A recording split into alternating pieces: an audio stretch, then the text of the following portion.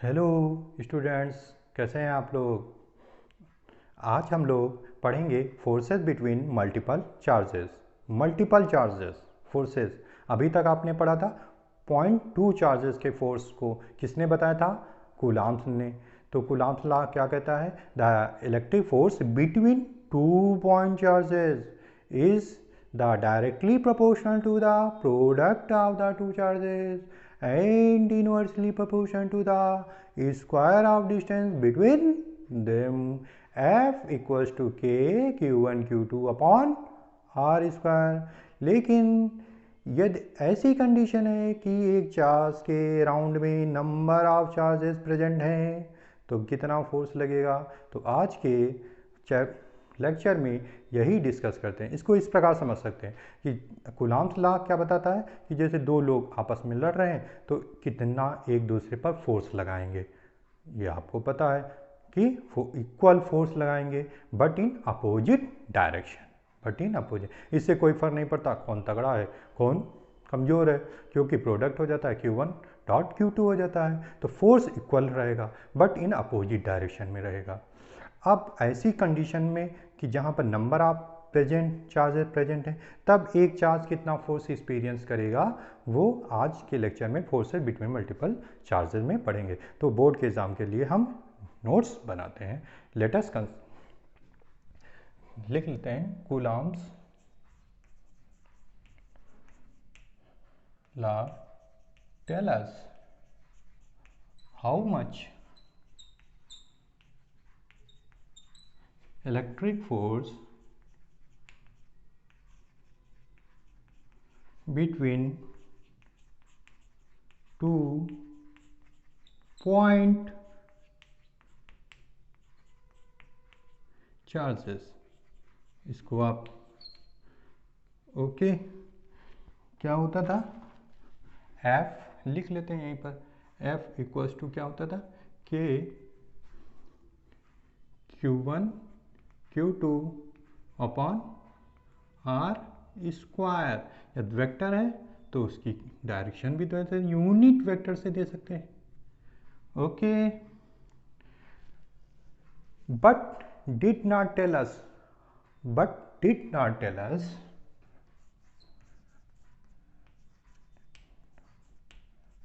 tell us how much force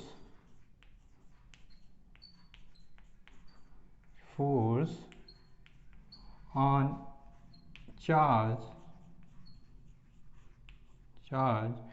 where number of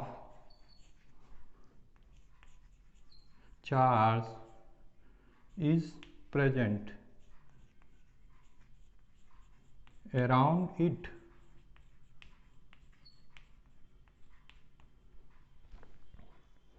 number of charge present है तो एक charge पर कितना फोर्स लगेगा ये कूलाम्स लॉ नहीं बताता है। तो ये कौन बताएगा? प्रिंसिपल ऑफ सुपरपोजिशन रूल से हम फाइंड करेंगे। तो क्या करते हैं, एक कंसीडर कर लेते हैं ए चार्ज सिस्टम। तो let us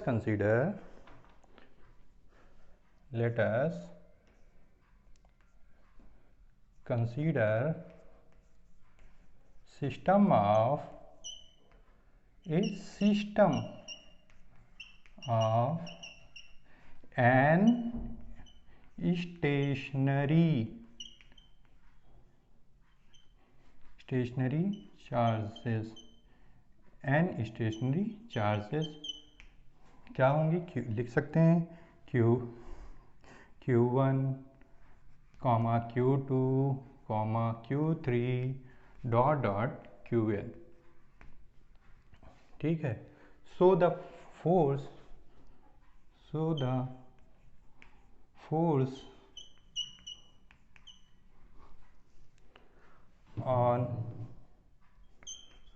on a charge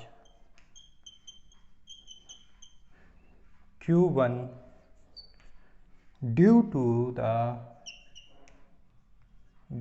the other charges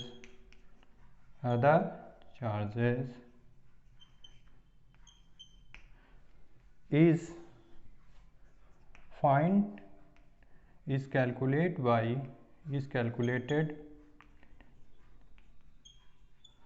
use of,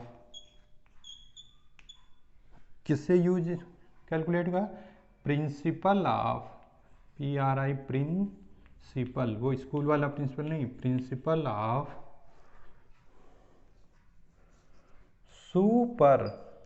superposition rule, superposition rule. Superposition rule से हम फाइंड करेंगे कि नेट फोर्स उस चार्ज पर कितना लगता है due to other charges Q2 Q3 Q3 dot dot Qn पर।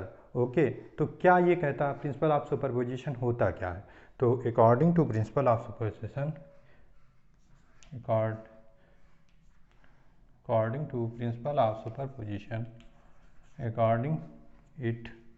अकॉर्डिंग इट लिख लेते हैं, लिख लीजिए, according it the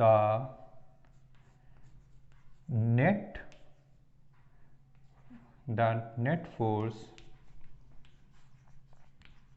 on any charge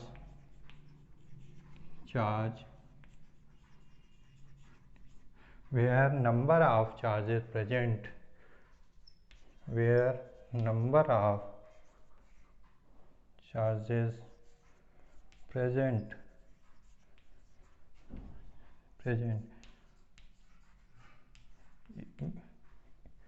will be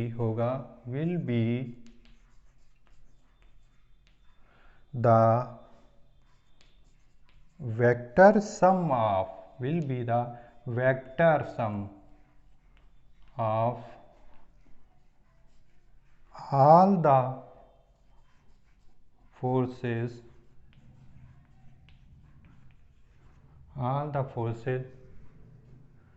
vector sum of all the forces due to the other charges on it इस पर।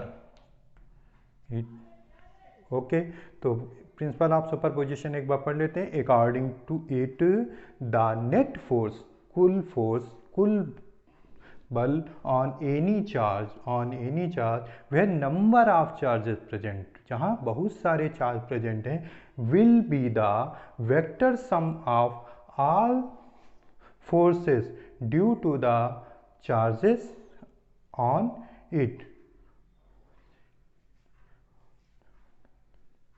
यहाँ पर इंडिविजुअल फोर्स लिख सकते हैं, एक वर्ड लिख लेना चाहिए, ऑल द इंडिविजुअल फोर्स, अलग अलग force,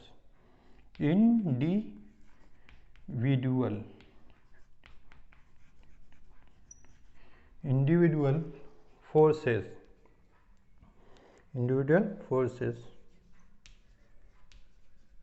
due to the other charges on it. When, एक बात लेकिन एक चीज़ और इसमें है, when the forces taken once at a time, when the force taken once at a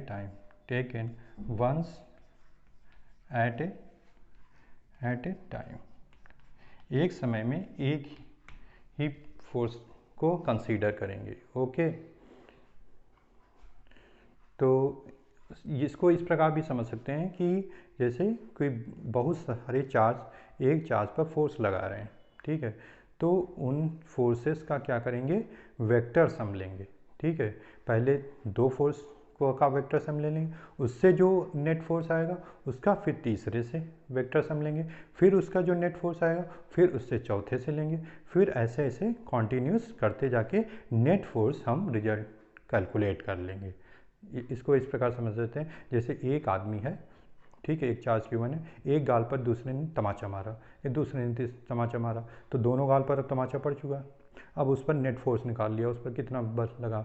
अब दूसरा है दो ने लगा चुका, अब तीसरा आएगा, तीसरा मारेगा तो उससे नेट जुड़ जाएगा, फिर चौथा आएगा, फिर उससे नेट का उससे जुड़ जाएगा, फिर पांचवा आएगा उससे नेट जाएगा। तो शुरुआत में दो का रिजल्टेंट निकालें, जो उसका रिजल्टेंट आएगा फिर उसका उस रिजल्टेंट से अन्य फोर्सेस के जो चार्जेस फोर्स लगाएंगे उससे क्या कर देंगे, जोड़ देते हैं। ठीक है, तो इसको एक फिगर से आप हम लोग समझने की कोशिश करते हैं। ठीक है, तो एक हम चार्ज ले लेते हैं Q1, चार्ज है Q1। ओके, अब एक दूसरा चार्ज ले लेते हैं हम यहाँ पर Q2, और एक तीसरा चार्ज ले लेते हैं Q3, और एक यहाँ पर चार्ज ले लेते हैं Q5, और एक चार्ज ले लेते हैं Q4। ठीक है, अब इनकी डिस्टेंस मान लेते हैं, ये डिस्टेंस ये हो गई, ये डिस्टेंस है। ठीक है, ये फिगर एनसीईआरटी बुक्स में जैसे बना है मैं उसी तरीके से आपको बताने की कोशिश कर रहा हूँ, समझाने की कोशिश कर रहा हूँ। ठीक है, तो हमने क्या बताया, पहले दोनों गाल पर पड़ेंगे, तो Q1 पर दो लोग मारेंगे, Q2 Q3। ठीक है, तो Q2 ढूंढिए, Q2 और Q3। Q2 कैसे मारेगा, हमने बताया था फोर्स क्या, ऐसे Q2 ने इस पर बल लगाया, दिस इज क्या हो F2, F12 लिखेंगे, किस पर लगा, 1 पर, किसके कारण लग रहा है, 2 के कारण, 2 के कारण, तो फोर्स क्या लिख देंगे F12। अब क्या Q3 ले लेंगे, तो Q3 ने भी इस प्रकार फोर्स लगाएगा, क्या लगाया F13 हो गया, क्या होगा 13 हो गया। अब इन दोनों का क्या कर लेंगे, रिजल्टेंट निकाल लेंगे, तो रिजल्टेंट निकाला जाए तो एक पैरेललोग्राम बना लेंगे, मतलब काजू वाली बर्फ़ी की तरह। कैसे निकले बर्फ़ी, कैसे बनेगी, आप ऐसे बने,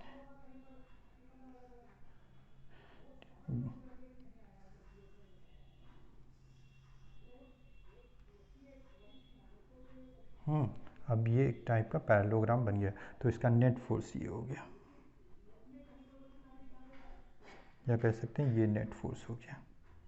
तो ये फोर्स क्या हो गया, ये अब 1 पर लग रहा है, 2 और 3 के कारण, ये 1 2 3 हो गया। अब हमने क्या बताया, अब हम क्या करें, इस फोर्स 1 पर 2 ने मारा, 3 ने मारा, अब F1 2 3 हो गया। अब 4 को ढूंढेंगे, 4, तो F1 4 कहाँ गया, F1 4, तो ये फोर्स ये लगाएगा F1 4, तो ये इसकी डायरेक्शन में ये F1 4, F4 हो गया, F1 4 हो गया। अब F1 4 F2 को जोड़ देंगे, तो कैसे जोड़ेंगे, इनको ऐसे जोड़ देंगे, तो ये नेट आ गया, क्या आ गया नेट, ये बन गया, तो ये फोर्स हो गया। अब ये क्या है, F1 2 3 4 हो गया, F1 2 3। अब 4 तक पहुंच चुके हैं, अब 5 को जोड़ेंगे, 5 का, तो 5 का फोर्स कैसे लगेगा, बताइए भाई आप लोग, कैसे लगेगा, ये 5, ये ऐसे मान लिया, ऐसे लग रहा है F15, F15, अब 4 F15 4 ये है, तो इसका इन कैसे कॉम्बिनेशन करेंगे, ये वाली और हमको ये, तो इसका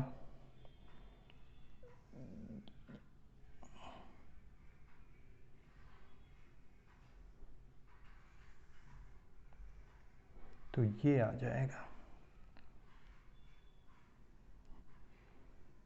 ये जो होगा वो क्या हो जाएगा, F1 2 3 4 5 F1 पर।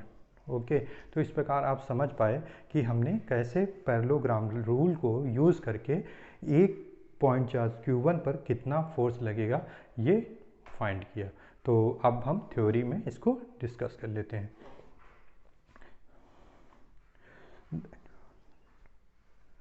और एक चीज़ और लिख लेते हैं, द इंडिविजुअल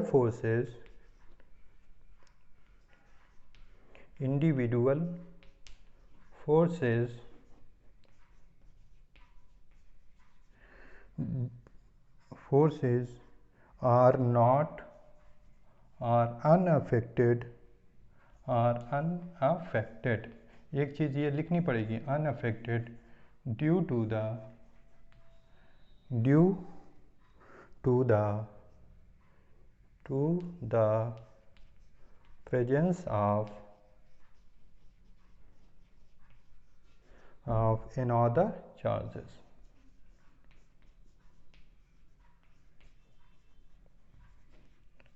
another charges मतलब इसका मतलब क्या है कि एक जब फोर्स दो के बीच में लग रहा होगा तो तीसरा चौथा उस पर फोर्स नहीं लगा है। एक दो फोर्स केवल once force taken at one time में लेंगे। समझ रहे हैं? मतलब ये समझ रहे हैं कि जैसे मान लिया 5 लोगों ने आपको घेर लिया और एक ने पहले दूसरे ने मारा, फिर तीसरे ने मारा, तो 2-3 का फोर्स लगा, अपने नेट निकाल लिया कि कितनी मार खा चुके हैं। फिर चौथा आएगा मारेगा, पांचवा मारेगा। अब ये नहीं कि मतलब जो इंडिविजुअल फोर्स लगेगा मतलब 3 और 4 के बीच में वो फोर्स को नहीं मार रहे हैं। जब 1 पर की वैल्यू कैलकुलेट करेंगे तो उन फोर्सेस के में 3, 4, 5 क्योंकि वो फ्रेंड्स हैं, वो आपस में तो एक दूसरे को मारने नहीं लगेंगे। तो ये समझ सकते हैं, ऐसे समझ सकते हैं कि वो तो फ्रेंड्स हैं, वो क्यों मारेंगे आपस में। तो उनका फोर्स क्या, नेट फोर्स किस पर लगेगा, 1 पर। तो इंडिविजुअल फोर्स क्या रहेगा, अनअफेक्टेड हो जाएगा। इंडिविजुअल फोर्सेस क्या होगा, unaffected due to the presence of another charges. Okay, तो अब लिख लेते हैं नन। तो ये प्रिंसिपल आप सुपरपोजिशन तो लिख ही लिया, अब हम फोर्स लिख लेते हैं। तो ये तो आप आसानी है, फोर्स लिख लें। The force on Q1 due to Q2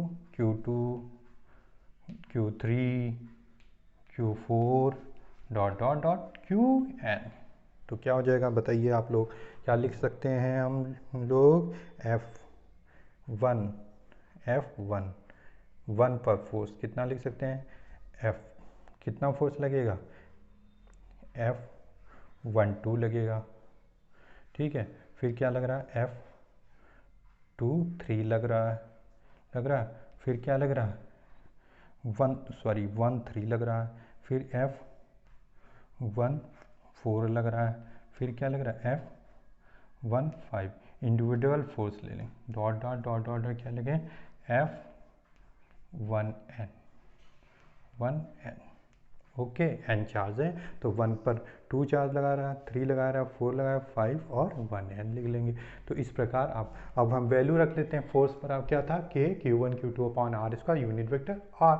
तो यहाँ पर डायरेक्शन को ना लिखे हम लिखेंगे F equal to F1 net force, F1 बराबर क्या हो जाएगा, इसको लिख लें K Q1 Q2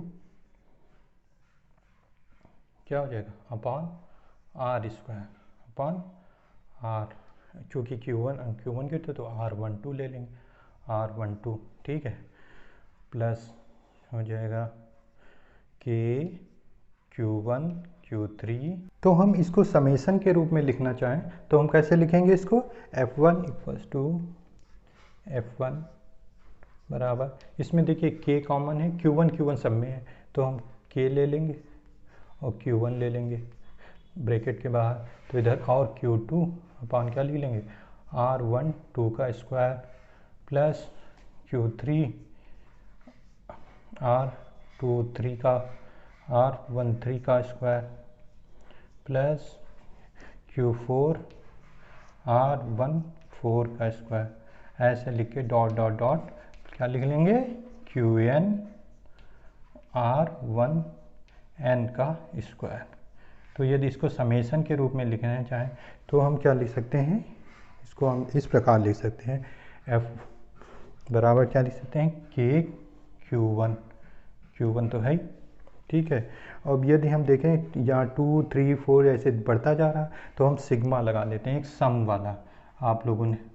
ठीक है, सम सिग्मा लगा लेते हैं। ये क्या होता है, इसको लिखते हैं I, क्या यहाँ पर लिख लेंगे, छोटा सा बना लेते हैं, जगह है नहीं तो I बराबर 2 कहाँ से चालू हो रहा है, तो QI और यहाँ पर क्या लिखें, R। बताइए, यहाँ 1 सब में है तो कोई दिक्कत नहीं, तो 1I लिख लेंगे, 1I स्क्वायर। इस प्रकार हमने लिख लिया। यहाँ पर क्या लिखेंगे, I बराबर आई कहाँ से चालू हो रहा है, 2 से। कहाँ चालू हो रहा है, 2 से। तो जब दो रखेंगे तो Q2/R12 स्क्वायर आ जाएगा। फिर 3 रखेंगे तो Q3/R13 स्क्वायर आ जाएगा। इस प्रकार ये आगे बढ़ता है। तो हम इसको फिर लिख लेते हैं कि F1 इक्वल टू कितना फोर्स आया है, F1 ऑन Q1 चार्ज, क्या लिख सकते हैं, K की वैल्यू रख देते हैं 1/4π/0। Okay, very good.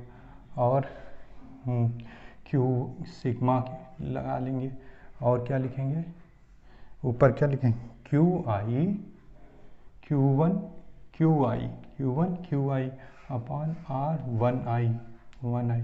आई कहाँ से चालू हो रहा है बताइए आप लोग, आई कहाँ से चालू हो रहा है, 2 से। कहाँ से चालू हो रहा है, 2 से।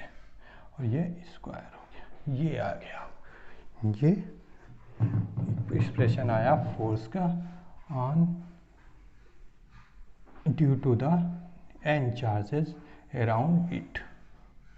ओके स्टूडेंट्स, आप भी लाइक और सब्सक्राइब का फोर्स लगाइए।